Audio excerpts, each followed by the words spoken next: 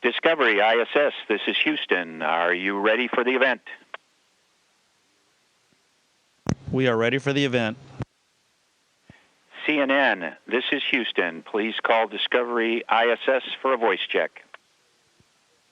Discovery ISS, this is CNN. How do you hear me? Discovery has you loud and clear. Welcome aboard the International Space Station. Thank you very much. We'll be live in 15 seconds.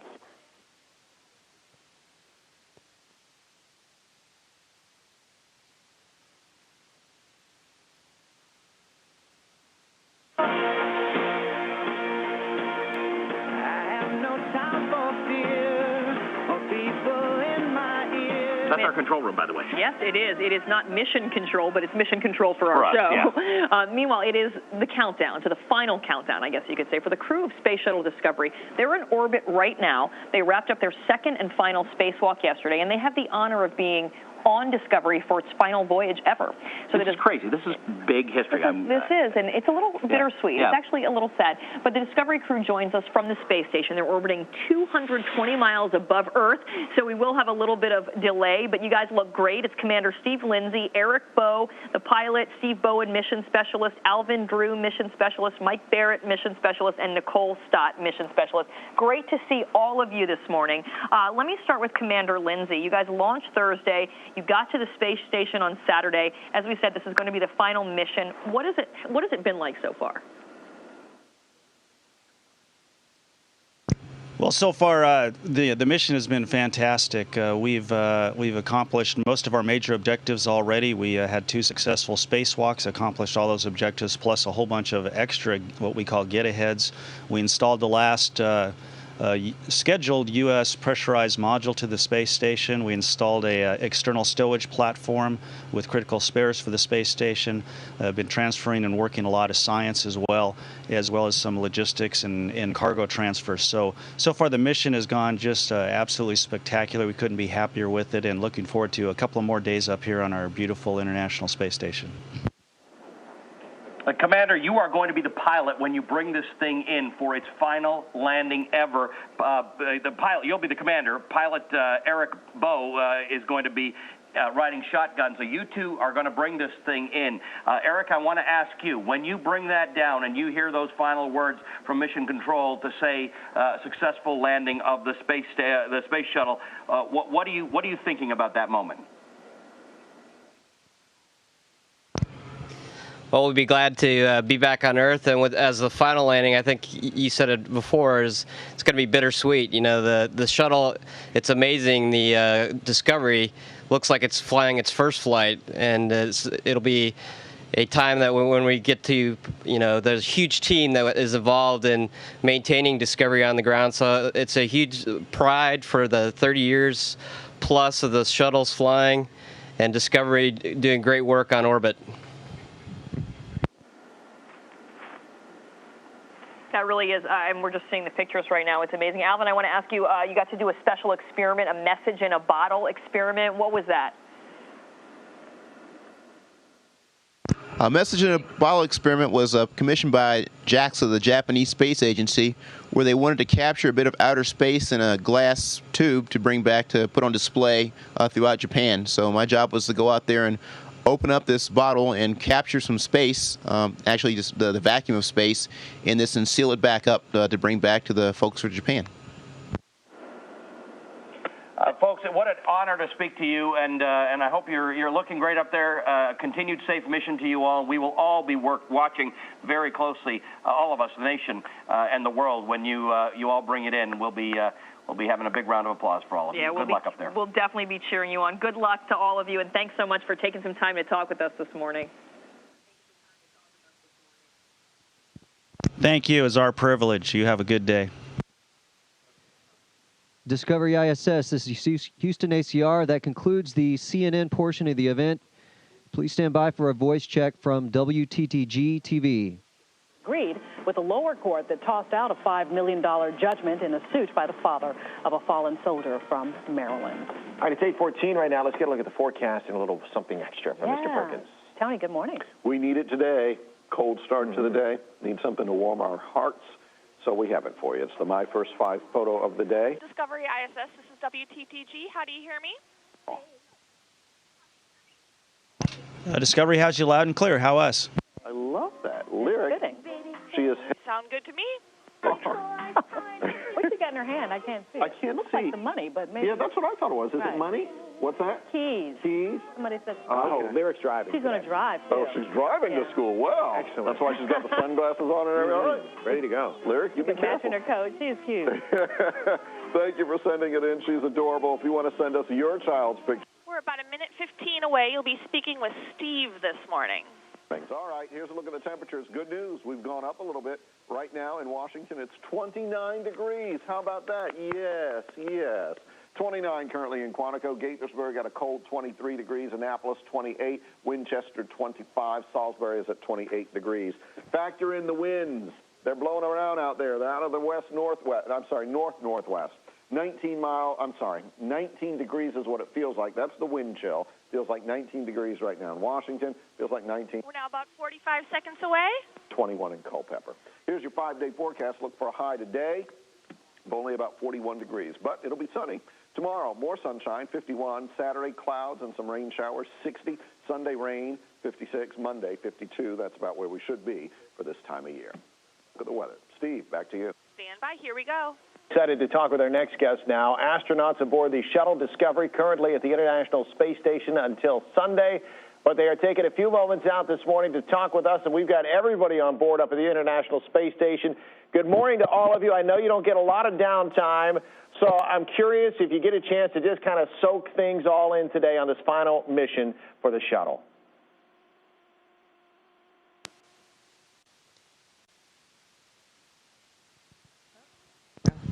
Well, yep, today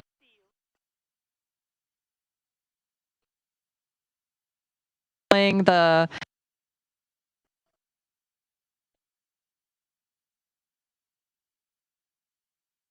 We're going to try to get that connection with space worked out a little bit better. We lost you guys for just a second there, so we'll see if we can patch that up so that we can talk with them a little bit better there. Hey, they're 240 miles straight up. That's 240 miles straight up. That's a ways away.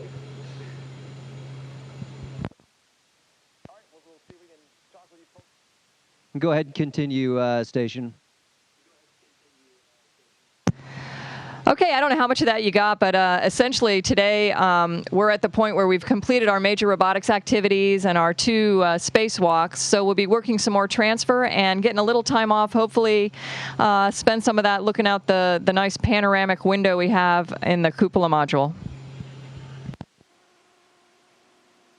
Well, I hope the view is enjoyable. I want to ask Mission Specialist Alvin Drew, who, of course, is from the D.C. area, if he has anything that he wants to pass along to the good folks of Fort Washington, Maryland, or anybody here in the Washington area. We've had a couple of passes up the East Coast the past few days, and it looks awfully frosty down there, especially this time of year. I hope you guys are bundled up. Well, we sure are. 27 degrees on the ground right now. Question for you guys, a little random question, but because we throw these things out to our meteorologists all the time, I wanted to throw a question to you guys. How do you tell time when you're in space? Do you sync up with Cape Canaveral time so that you're able to coordinate things like this?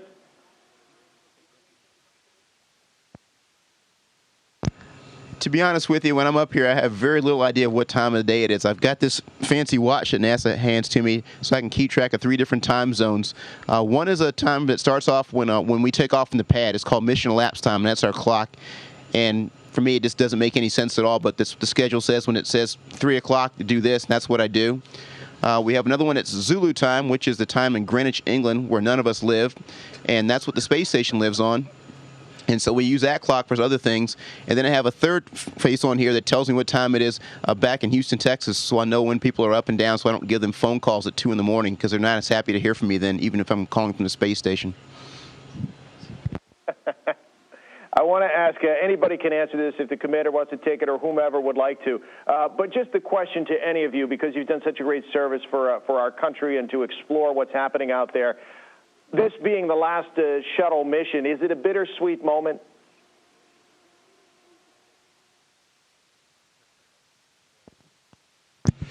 Well, we have the honor of actually flying the last mission of the good ship Discovery. There's one and possibly two more shuttle missions after us, but of course we're seeing a program come to a close here, and to see these shuttles, these beautiful, magnificent flying machines, end their service life is obviously a little bit sad for us to see. But it is about time. They've lived a very long time. They've had a fabulous success record. They've built this magnificent station. They've given us lots of science and a tremendous amount of experience of just how to operate in space. And more than anything, we look forward to seeing them retire with dignity and bringing on the next line of spaceships. Well, we say congratulations for treating Discovery well and letting us talk with you this morning, and for the remaining couple of missions and everything else and all the good folks at NASA, we wish you the best, and thank you so much for your time this morning. That's the crew of Discovery on their final mission joining us from space. Discovery ISS, this is Houston ACR. That concludes the WTTG TV portion of the event. Please stand by for a voice check from WTSP TV.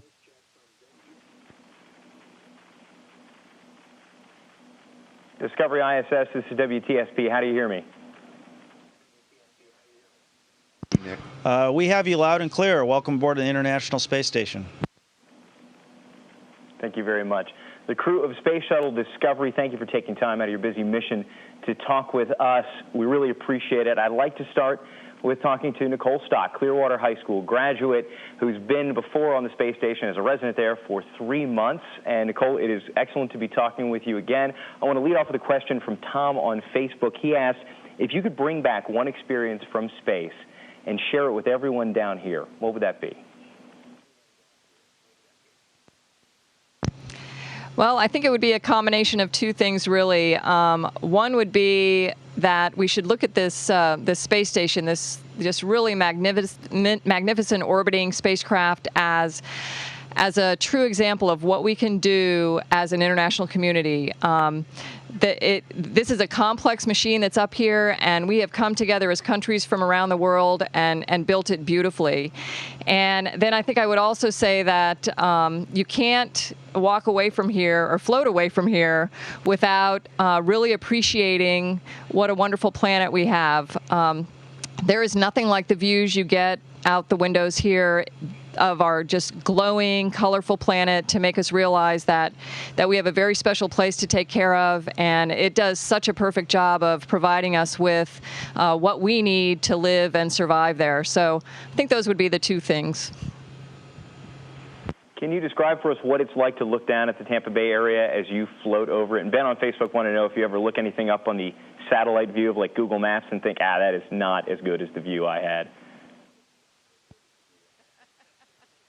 It's not, I mean, Google Maps is really pretty cool, but there is just nothing that compares. When you look back at the Earth, regardless of where it is, and I certainly feel a true fondness for that Tampa Bay area, but anywhere on this planet you look, it's just so clear and colorful and just glowing. Like I said, you can't describe it, and unfortunately, pictures just don't really capture it. We try to do our best to share that, and HD is doing a little bit better, but it's just something you can't describe unless you see it, and it certainly makes an impact on you.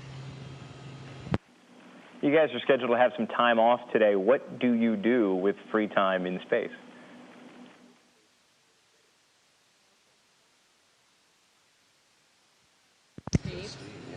Well, the free time in space, a lot of us take pictures. You already talked about it. Looking at the planet is always a great pastime if you have some free time, is to go out and look. Probably on a night pass, we'll turn down the lights somewhere on the shuttle or on the space station and get a good look at the night sky, because it's like it looks like about as clear as you can get on Earth at night, and even better. And you can also look below the space shuttle, which is kind of interesting, and actually see meteorites as they enter the atmosphere. We'll also not only look at pictures, we'll get a chance to talk to our other crewmates and spend a little time with them. fascinating to hear that. Also fascinating to watch you float up and down while you talk to us. I have a question for Steve Lindsay, and this is sort of a space experiment. I'm going to try to make someone blush in zero gravity if possible. You have been Nicole Stott's boss at least twice now as the chief astronaut and also on this mission. The question is, what is it about her that makes her such an exceptional crew member and astronaut and that would make us proud of her back home here in her hometown? Well, I can't say enough good words about Nicole. She's I'm truly blessed to be working up here with her on the on this particular mission. I've known her for years. I assigned her to her space station mission that she went on, her 3-month mission, and I remember pacing back and forth in my office as she got ready to grapple the Japanese transfer vehicle for the first time, the first free flyer grapple from the space station, because I was worried about it. Not worried about her, but worried about, that everything would go right and it would perform as expected for the first time. But I needn't have worried because she did a beautiful job with that. And so everything Nicole does, she does very, very well, as does the rest of this crew here. And I just feel privileged to be able to fly with them. And I spend most of my time just trying to keep up with them. Having met Nicole in Houston while she was training for this mission, I know she loves to laugh. Who up there is the prankster, the jokester? Who keeps everybody laughing the most?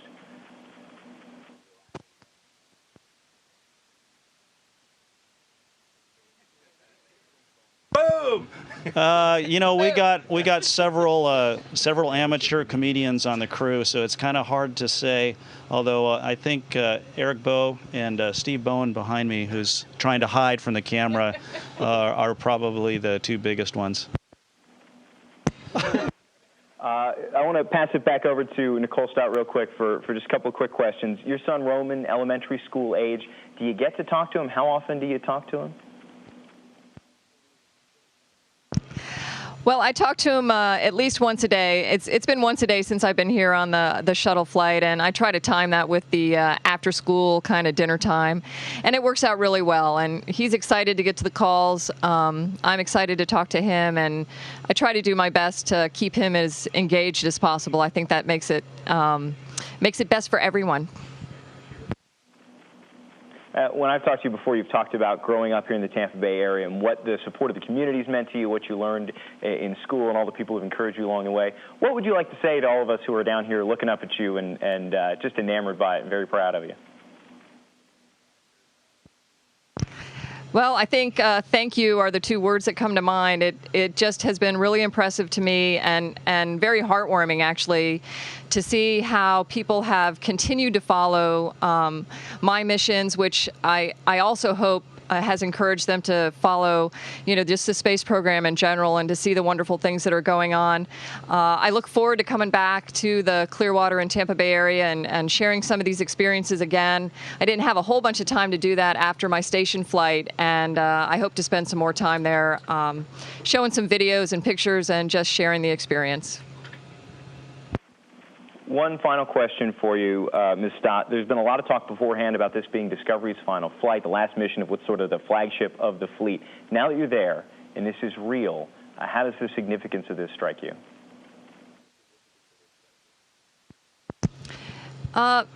Very much. We talk about it quite a bit amongst ourselves as a crew, and there's a word used a lot, bittersweet, and I tend to think more bitter sad. And I think what we have to do, though, is look at the positive side of this, look at the celebration we need to have about just the success of Discovery as a really, really high-performing spacecraft.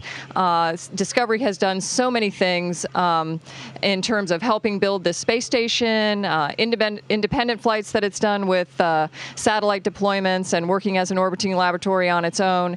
And it's just a part of history that I hope we hold on to and appreciate, and that we celebrate when we get home and are walking away from her on the runway for the last time. Discovery ISS, this is Houston ACR. That concludes the WTSP TV portion of the event. Please stand by for a voice check from KNBC TV. Too often, or enjoy a stopover en route to Australia or New Zealand, all for one low airfare. Experience this exotic South Pacific paradise with Air Pacific. Plus, take 3. Hey, Discovery ISS, this is KMBC. Can you hear us okay? T4free.net. We have you loud and clear. Welcome aboard the International Space Station. This is Today in LA. Great. In about 15 seconds, our anchors, Kathy and Alicia, are going to talk to you. Great to have you. Thank you. Bet. Well, the crew of Space Shuttle Discovery woke up to U2's City of Blinding Lights this morning. They'll spend a few more days at the International Space Station before heading back to Earth Sunday. That's right. It's our top story this morning. Thanks for joining us. This is Discovery's final mission into space. The shuttle will be retired when it comes home. And this morning we want to welcome the shuttle crew. They are live at the space station. Good morning. This is KMBC. Can you hear us okay? We have you loud and clear. Good morning and welcome aboard the International Space Station. We are thrilled to be on board, and we just want to say it is a complete honor. So right now what we want to ask you is well, thank you. It's right now, feeling now with these days winding down.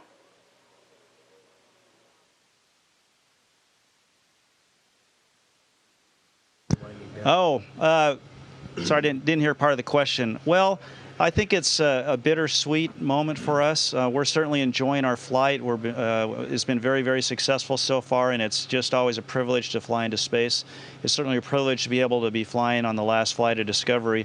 The shuttle is an amazing vehicle. Been operating for almost 30 years. It's done satellite deployments. It deployed the Hubble Space Telescope. It flew 13 flights in building the space station. It flew to the Russian space station, did science on its own, robotics and spacewalking operations, and it's probably the most versatile vehicle. Well, it is the most versatile spacecraft ever built, and probably for a long time to come. So, but it's bittersweet for us. And for our viewers out there, you're listening right now, that's Commander Stephen Lindsay. And we want to ask about yesterday's spacewalk. We know mission specialist Alvin Drew actually performed that spacewalk. And Alvin, can you tell us what that's like? I mean, to watch it is so incredible. Just please describe to us what it's like. What I was thinking about yesterday as I came in the airlock was 43 years ago. I remember talking to my dad and watching the Apollo 11 crew walking around the moon going, how much do you have to pay to go do that? And he said, well, there's people called astronauts who get paid to do that for a living. And I was like, you got to be kidding me. How do I get that job? And as I came back in the airlock yesterday, I remember that I'm getting a full day's pay for doing this. I can't believe I'm getting away with it.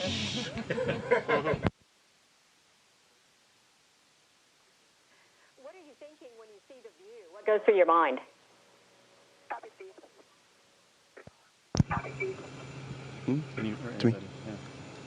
The view is spectacular.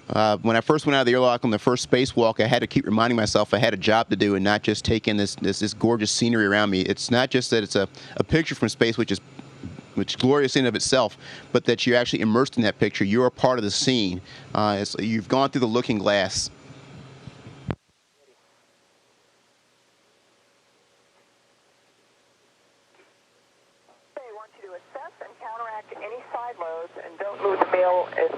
All right, we want to thank all of you so much. What an incredible experience for us to be able to talk to you out there at the International Space Station. Good luck, and we'll see you back home Tuesday. Thank you very much. You have a good day. Discovery ISS, this is Houston ACR. That concludes the event. Thank you. Thank you, CNN, Thanks. WTTG TV, WTSP TV, and KNBC TV. Discovery ISS, this concludes the event. We are resuming normal operational communications. Copy that. Thanks, Al.